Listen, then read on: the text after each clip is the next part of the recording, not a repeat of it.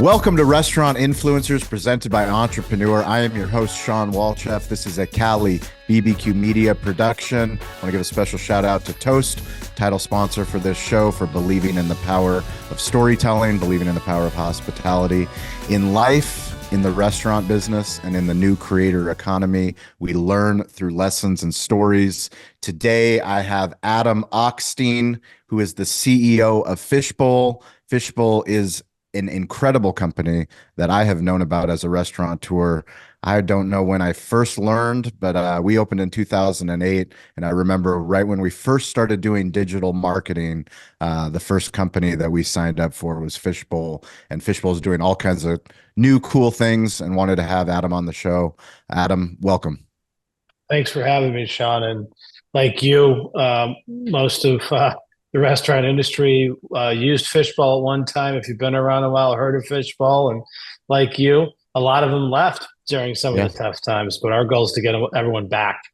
I love it. Well, back in the Fishbowl.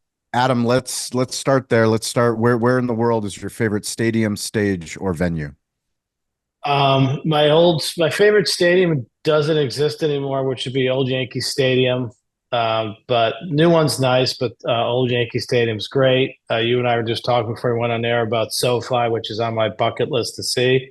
So hopefully one of these days I'll come out for a football game and watch my Jets lose to either the Chargers or the Rams. Let's go back to Old Yankee Stadium. We're going to talk to Toast. We'll talk to Entrepreneur. We'll talk to Fishbowl. We'll get a bunch of restaurant technology, digital hospitality leaders to sponsor an event. We're going to fill it with you, the listener, people that we like to say are playing the game within the game. There's people that are curious that might just listen to a show. The people that we've interacted with that have supported this show, they actually get involved. So if we put on a kick-ass event, a TEDx style event, I know they'll come. But I want to put you on pitcher's mound, give you the mic and say, Adam, tell me your Fishbowl story. How did you come to be the CEO of Fishbowl, and what is Fishbowl building for the future? Yeah, so I spent a while in the restaurant tech space. I was founder and CEO of an HR payroll SaaS company, Stratix, which was acquired by Toast back in 2019. And after then, I stayed on board for a while, and then did some advising, consulting work, and when the opportunity to help lead the next stage of Fishbowl came up, back when I joined, it was they changed the name to Personika. The opportunity to help be a part of the next chapter of, as you said, an iconic OG email marketing company, and help build the next version of what Fishbowl is to be, was too good of an opportunity to pass up. And been here for little less than 2 years, and extremely excited to be a part of our growth that we've been having since I've been here, and hopefully some continued success, and to get all those restaurants that used to use Fishbowl back in the bowl. So I have some statistics. You have 50,000 restaurants, 9 billion emails, SMS offers, 154 unique guests in your database. You've generated $10 billion. 154 million. Thank you. Yeah. 154 million guests in the database. 220 million personalized offers last year, and 10 billion in total gross revenue generated for your clients. Those numbers are insane. They are insane. I would like to take, maybe 10% of the transactional revenue, some of our revenue. I don't think we'd have the volume we had if we did that, though, right? Yeah, no kidding. Tell me, just give me a global scope of what those numbers mean, and still the opportunity that's available. Yeah, it means that email marketing is still really relevant for restaurants, right? Until old gray-haired guys like me die off, we're still going to pick up our phone, check an email. I might view a text here and there, but I'm still going to look at my email all the time. And if you are getting emails from a restaurant and it's well crafted and pithy, or has a relevant offer, it works. It works better than the than the junk mail I get, in paper form from the postal service on a daily basis. There's something special about still receiving an email to me. Maybe it's because I'm in the email SMS marketing space, but to me, it's still a powerful marketing tool. And even if someone doesn't act on it, keeping that your restaurant brand on top of mind is always important. Let's talk about email, and specifically let's talk about birthday emails, because in the digital hospitality space, digital marketing space, storytelling, there's so many different places that restaurateurs are asked to be available to market their businesses. But from a simple premise of a guest comes in, they like the barbecue at our restaurant, and we offer them the one thing when we were Fishbowl clients back in the day, which was, would you like a free peach cobbler on your birthday? Simple. Yeah. Literally just give us your email address. We will put it into our database, and automatically the week of your birthday, we're going to send you a free peach cobbler for your birthday. Yeah. I had the privilege. We had our company-wide kickoff 2 weeks ago. And I brought back, it was fun to see him speak, but we had Scott Shaw speak at our kickoff, and I got to hear, or the whole company got to hear. Scott was the founder and CEO of Fishbowl, so I got to hear from his point of view how the company took off, and he talked about the power of the birthday email. And he said when they grew the company from a concept to it's really its apex back in 2015, 2016. That simple thing of birthday email, last time visit, Yep. and a follow-up email along with an anniversary of you becoming an eClub member. If we can execute on those three, everything else is gravy. Yep. And obviously it's gotten a lot more sophisticated since then, but the birthday email is still extremely powerful. I mean, who doesn't want to get an email on their birthday with a free offer? It's unbelievable, and I'm so happy that we get to talk about it because it's so easy. Anyone that's listening to this, if you own a restaurant, if you're in the restaurant space, and like that's a reminder to me too, because have so many different digital channels now. We have Uber Eats, we have DoorDash, we have Toast, online ordering, we have all of these different places. Social media, Facebook, Instagram, TikTok, YouTube, podcasts. Like there's so many different ways for brands, for us to interact with our customers. The simplest thing is just showing them that you care. Like that's true loyalty, right? I care enough about you as a brand, as a restaurant, that I'm going to tell you not the year that I was born, but the day, the month and the date of when I was born. And you don't even have to do anything. You just need to put it in, and then automatically it will generate a gift. And when you get that gift, I get it or my wife gets it. It reminds us of our favorite restaurant. Like I don't need to come in on the day. I can come in anytime that week and redeem my offer. And I'm going to go tell all my friends, like, we're going to go to my favorite restaurant. Yeah, it is such a low hanging fruit, no brainer. That, we still get, it seems ridiculous to talk about. It does, but it's so effective. And it's different. We do a lot of SMS as well, so I'm not discounting SMS, right? Yeah. But there's something about, an SMS, like it's thought, it's transactional, it's quick, it's that moment in time, which is great if you want to, like, hey, come in today, we have an offer today. But the birthday email, it sits in your inbox. Maybe you put it in a folder, store it away, and then you come back to it. No one's going to scroll through their text and look for, when did Cali Barbecue send that birthday? Oh yeah, it was right around my birthday. Let me look for that text. Email's powerful. Very powerful. Can you tell me what is Delightable? So what we've done, Sean, is we've taken all of the historical knowledge that we have and realized, as you referenced, that you started listing off DoorDash, Uber, Toast, Toast Online, loyalty, SMS, email. There's all these different databases or systems that have guest data. So Sean probably sits in any given restaurant, between guest Wi-Fi, online ordering, POS, reservation data, et cetera, your information sits in probably 7 or 8 different systems. So if I'm a marketer and I want to have this, a single version of the truth for all my guest data. What we've done is taken all of our historical knowledge and try to elevate it a bit by saying, we don't care who you use for all those other systems. We want you to use us for a lot of them, but we understand that you're from your MarTech stack, there's going to be a bunch of different things or systems that interact with guests. Let us be the CRM or system of record for all that guest data, so that when it comes time to market, you have really good understanding of day part, whether it's off prem or on prem, what you actually ordered that was on the ticket, last time visited, birthday, and all those other things. So I might not send you a peach cobbler, the next version of Delightable. I might not send you a peach cobbler, get a free peach cobbler if I know every single time you come in, you get the pecan pie. I might send you a pecan pie offer as opposed to the peach cobbler, right? Or maybe, I don't like fruit, so whatever the situation might be, you might be able to mix up your offer a bit by getting your arms around all that data. So rather than a spray and pray, we're looking to personalize that by getting your arms around more data. But that's really what Delightable tries to do.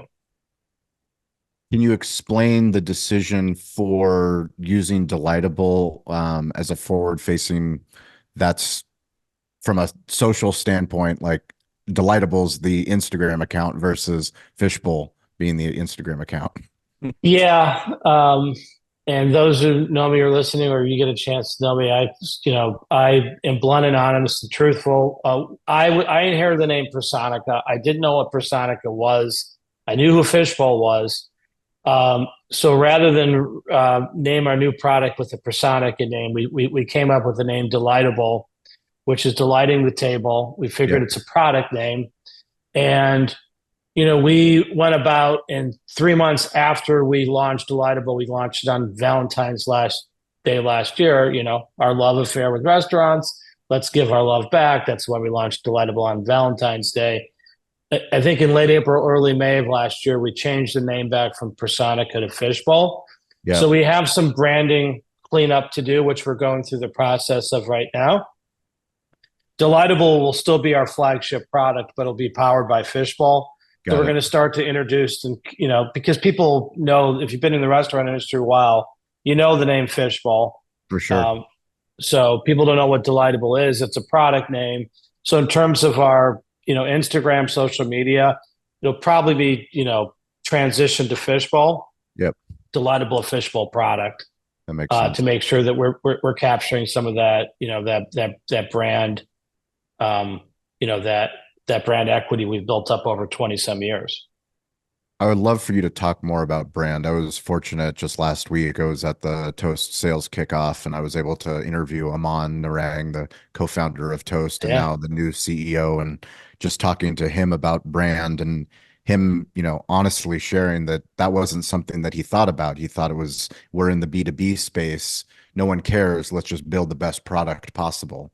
And when you're starting in the beginning, you don't believe, or you're not thinking that even matters until you get to a size of a Fishbowl or a Toast, where all of a sudden that's how people know you and that's how people talk about you.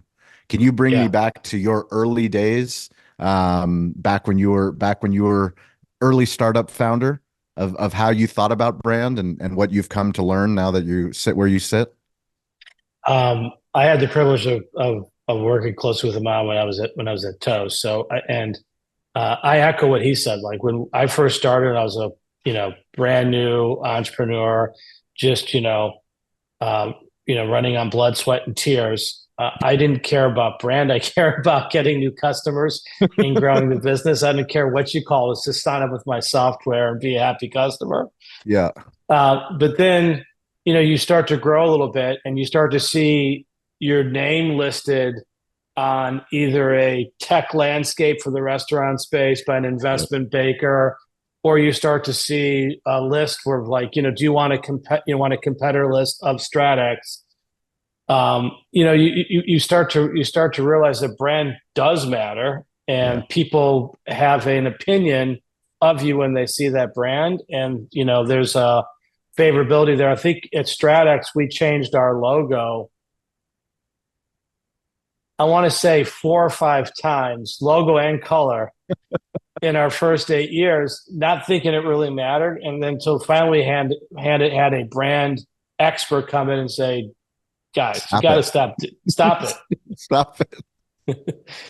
And so that's why it was thoughtful of when we changed it back, the name for Fishbowl back from Fishbowl to Personica to Fishbowl.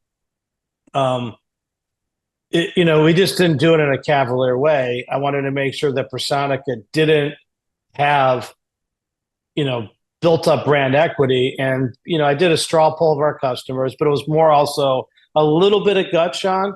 Like every time I spoke to any customer, they're like, I know you changed the name to Personica, but you're always going to be Fishbowl to us. Yeah.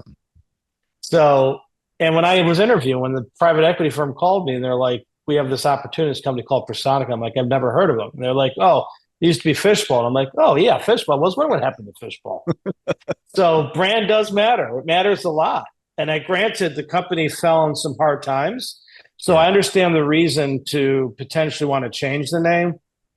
Look over here, it's a new company, but we're Americans. We love the rebound. We love like the Rocky 100%. stories where guys fall on the mat and they get up. We're getting up right now. And, people are going to root for us because we're special in the industry, and the industry's better with Fishbowl in it. And I'm saying that as the custodian of this brand that I didn't start, but I have the privilege of helping to lead and run. And I owe it to Scott Shaw. I owe it to the guys who helped found it and built the company up what it is to get it back in good standing. And that's really what I feel what my job here is, right? I would love for you to share a little bit more about what Scott said to the team about what you guys are building, being the stewards of the brand and Fishbowl. I think it's the founder's story. I find the bigger the brand gets, the harder it gets lost, because people think, I've already said it. I've already told you the story. Like, we're already here. Let's talk about what we're doing here. But then you don't realize how many new people, doesn't matter how big the company is, how many new people come to find, my favorite example is, the Michael Jordan quote or the Kobe Bryant quote, where they've asked both of them, well, why do you play so hard in the regular season? Like, why do you act like this is the NBA finals? And both of them separately said, I do it for the child that's never seen me play in real life.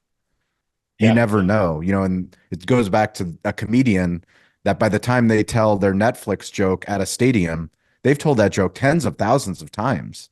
But we have a problem as entrepreneurs of telling the same story over and over. Can you bring us into the Fishbowl story and let our audience know what you have to be a steward of and what you need to continue to tell? Yeah, and I'll give a little bit of backdrop. Scott founded the company. He was murky on the start date because there's a day when he came up with the idea of Fishbowl and started using it for his restaurants that he owned.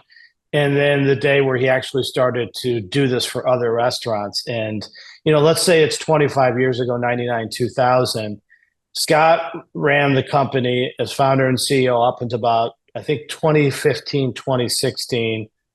And they sold to private equity, and, he transitioned out. And when I joined, Scott was not a customer, and he has 14 restaurants under Alexander Restaurant Partners now in the DMV in Orlando, a very successful restaurateur. And he wasn't a customer of Fishbowl. And I reached out to him and I said, there's something wrong in the world.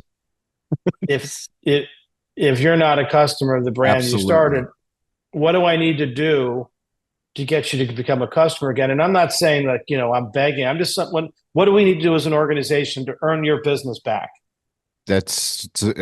Compliments to you for doing that, because that takes a lot of chutzpah to go, hey, something's wrong here, but I need to go to the source. Like, what better source? And he said, well, here's what I'm looking for. And, he basically described Delightable, what we're building. And we were at a stage where it was still like a prototype. And I said, you're in front of your Zoom, but are you on your phone, or can I share the screen with you?" He's like, "Yeah." I said, "Just want to show you. Is this what you're talking about?" And I took him into an early prototype of Delightable that we're, still, building out as an MVP. And he's like, "This is exactly what I'm talking about." He's like, "If I was still at Fishbowl, I wanted to build this like 6, 7 years ago, because I knew that restaurants weren't only using us, Yep. they were using, there's other sources of data." And he's like, "The challenge that I had entering a greenfield opportunity back when I started the company in the early 2000s of doing a lot of education and explaining why if you're a restaurateur, why you even need to send an email out." He said, "I came up with the birthday thing as a way of, if I can show ROI around the birthday thing and some other quick things, I can show them the power of email." He's like, "You're entering the same type of greenfield opportunity, which you need to explain to restaurant or entrepreneurs why they need a CRM for restaurants if they have a way of already marketing to their guests. You're running through the same type of challenge. So what I dealt with 20 years ago, you're dealing with now, sitting in my chair, as an organization, educating the marketplace and getting them to understand there's a better, more efficient way to get, using your guys' terminals, get asses in seats, right?" Yeah. Whether it's a virtual ass with online ordering, Yeah, or it's, of course. yeah. Absolutely. What gives you energy on a daily basis to focus on the things that you guys are building? Speaking of customers and prospects, I mean, to me, I love any entrepreneur, but there's something about a restaurant entrepreneur that just pulls on every single heartstring that I have. It is the absolute hardest industry out there, and the passion that every single restaurateur brings to their game on a daily basis. How do you not want to deliver for a restaurateur?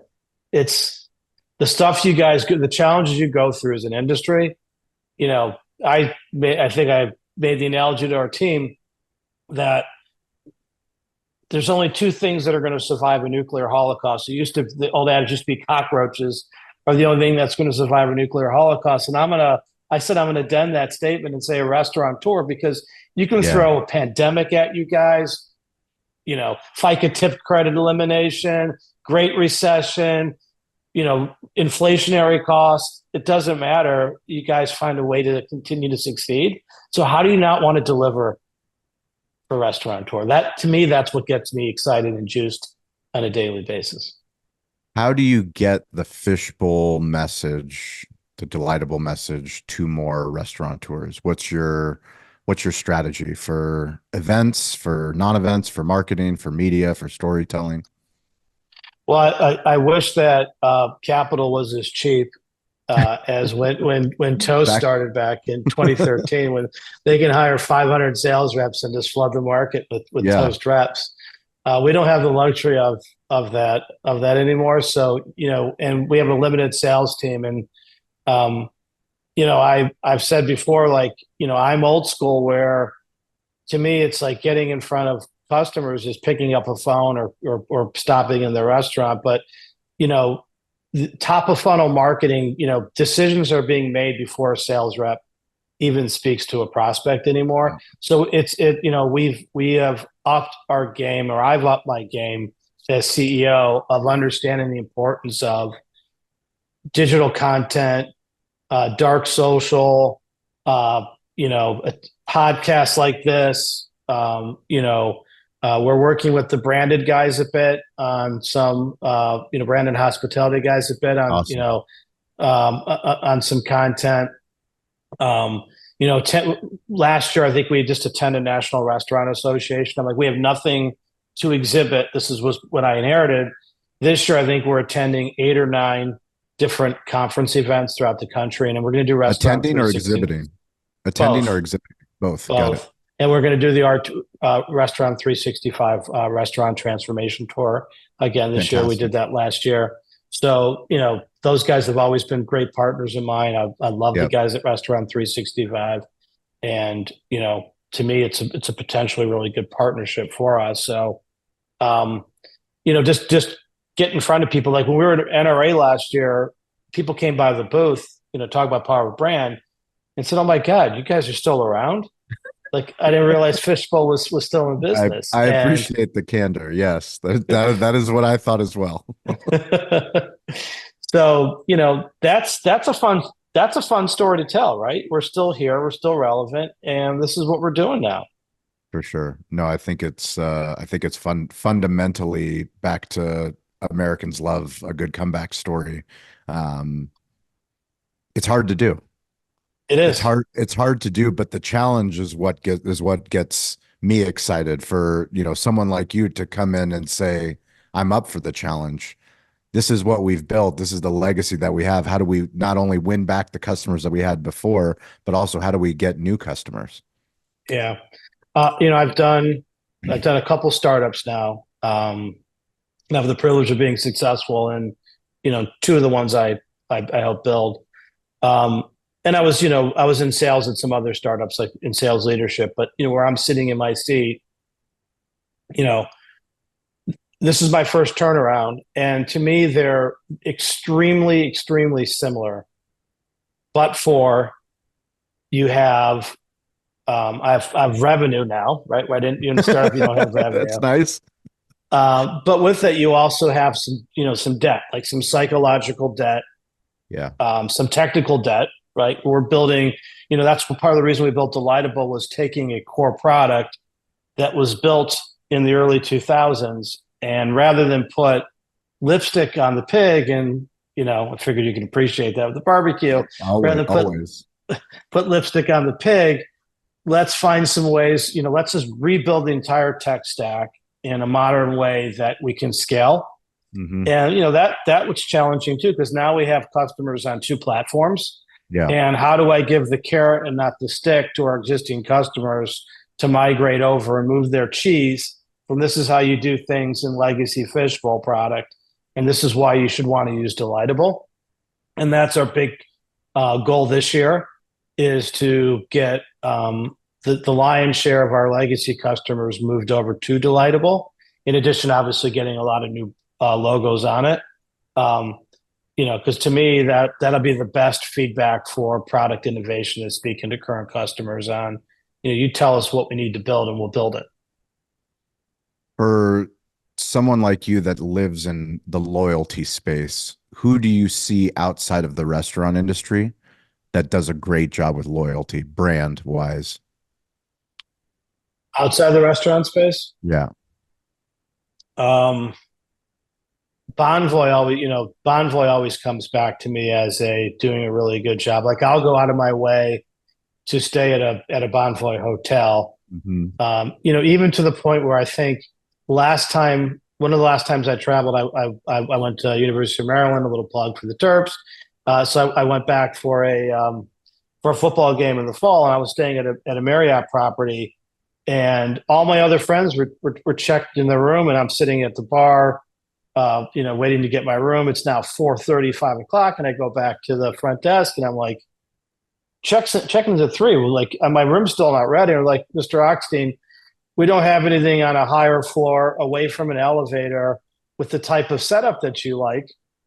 So that's why Really? there's that's why there's a delay. That's And amazing. and to me, that is what I want to bring with Delightable is that Um, personalization. The whole Norma Cheers for you're a restaurateur. If you have one or two units, a really good general manager is going to know that personalized information. But the bigger you get, you're relying on people to know things about your guest. So I want to give data to do that. And I think guests are willing to share data as long as they're going to derive some value and benefit for sharing that information. If you know that I don't like to sit near the bar, that I like a booth in a quieter area, and I'm a regular, you're going to do your best to seat me in that area, right? And know that, like, because that matters. But if I'm share that data with you, yeah. you're going to only enhance my experience on a daily basis. So Bonvoy does a great job. I hate all airlines because I fly enough to hate them all. But American, I think I fly American all the time because I'm in Chicago. But everyone says Delta's got a great loyalty program too. But I wouldn't know from experience. Well, But I appreciate the candor, and anybody that's listening to this, you matter. Your story matters. We want you to join us on LinkedIn. You can connect with me at Sean P. Walchef, ShawnPWalchef.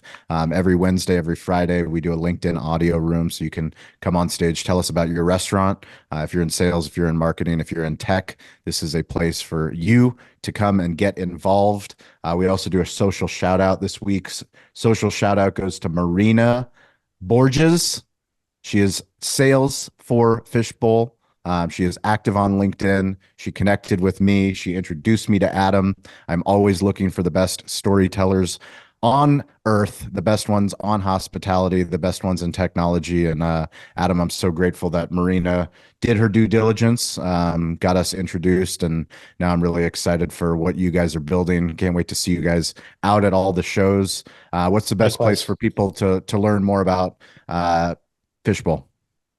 Fishbowl.com on the World Wide Web or on LinkedIn. Make sure you find the Fishbowl restaurant marketing, not the Fishbowl ecom that does ecom. Story for another day about how I get blown up every now and then with hateful mail about that company. Email, LinkedIn. That's hilarious. Yeah. And real quick before I let you go, I want to learn a little bit about your smartphone storytelling tactics. Are you an iPhone or an Android user? I'm an iPhone user. iPhone, what version? I have. I used to get every single new version, but last year I took off. But I do have the 15, You have Max the 15. Pro, whatever. Max And Pro, how do you prefer emails or text messages? It depends on who it is. If my buddy Sean is reaching out to me, I prefer a text. If it's a cold outreach, I prefer an email. And do you prefer phone calls or text messages? Depends. It really depends. Like I never mind a phone call, but text is something. Depending on the purpose of it. Text serves its purpose, but sometimes the written word doesn't replace the verbal word, right? Do you leave voicemails? I feel like that old guy in the Progressive, don't become your parent. I still leave voicemails. That's fantastic. Which app do you use for maps? I'm Apple fanboy, so I use the Apple Maps because it's native and it works with my CarPlay. What is your favorite app on your phone that you use it the most?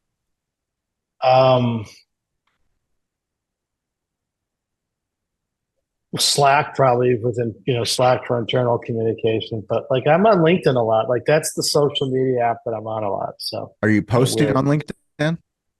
I do post on LinkedIn, but a lot of times I just sit there and, just kind of scroll around and See what's going on. You see what's going on. It's weird, isn't it? Are you on LinkedIn doing that? I'm very active on LinkedIn. Yeah. Yeah. We believe that there's no greater, at least from a B2B standpoint, digital playground than LinkedIn right now in 2024. People are on there looking for educational content, like real truth. Like tell us what you're building, like building in public. And the people that are building in public are building these incredible opportunities, networking that, I am shocked every single day of how many people that I don't even know that are following me on LinkedIn. But when I go to an event, I was just, like I said, at Toast Sales Kickoff, the amount of sales reps that I had no idea I was even connected to them. They're like, Sean, it's great to see you. I love your videos. I love your content. Keep putting more out there. Okay. It's you talk about like brand renaissance. Like look at Microsoft. Right? Microsoft's a great store, and everyone thought they were out for dead.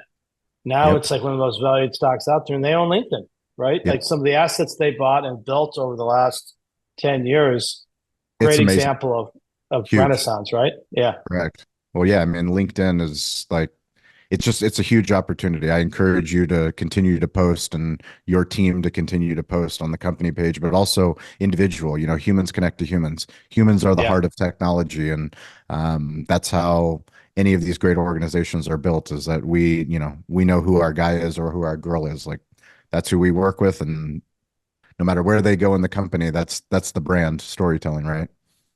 100%, no doubt. No doubt. Um, where do you have a favorite quote? Um, yeah, it's a longer one, so I'll just give a bridge. It's George Bernard Shaw. I want to be thoroughly used up when I die, for the harder I work, the more I live. Life is no brief candle to me. It is short of a splendid torch, which I have hold it for a short period of time. And I want it to burn as brightly as possible before handing it off to future generations. Wow, that was off the cuff. That was beautiful. Being thorough, something about being thoroughly used up, about like taking advantage of every single day and giving back, right? Because it's also about, giving back to the community and being, um, just burning your candle out, right? Fully. That's amazing. It's Adam Oxtein. Thank you so much, CEO of Fishbowl. Please connect with Fishbowl. We'll put links into the show notes. Connect with me. I'm weirdly available. I love to hear your story. No matter where you find me on the digital playground or in real life. As always, stay curious, get involved, and don't be afraid to ask for help. Adam, thank you so much for your time. Thank you, Sean. It's a pleasure.